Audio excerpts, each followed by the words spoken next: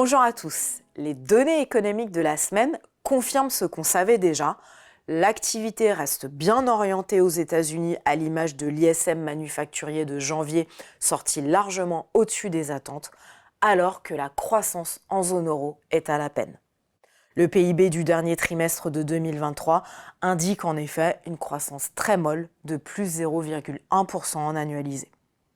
Du côté de l'inflation, le CPI de la zone pour janvier est sorti à plus 2,8%, en dessous donc du chiffre de décembre, mais au-dessus des attentes du consensus.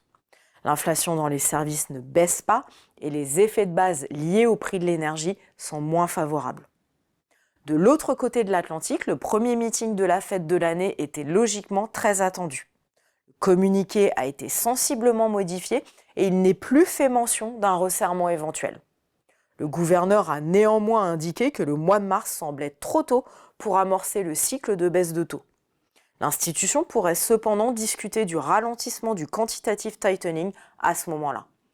Le marché a donc repoussé ses attentes au mois de mai pour le premier cut de taux directeur. Les annonces du Trésor américain étaient également scrutées cette semaine. Les montants d'émissions sont finalement en ligne avec ce qui était anticipé. Le secteur des banques régionales a de nouveau fait parler de lui, et pas dans des termes élogieux. Les montants de dette liés à l'immobilier commercial sont importants et les difficultés du secteur pèsent sur les résultats des banques, notamment sur ceux de la New York Community Bank Corp. En Europe, l'action de la BNP a chuté lourdement, plombée également par l'immobilier.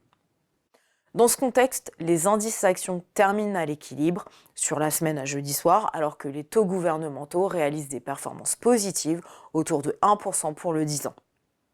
Ce vendredi après-midi, nous suivrons les données de l'emploi aux États-Unis et en attendant, je vous souhaite un bon week-end.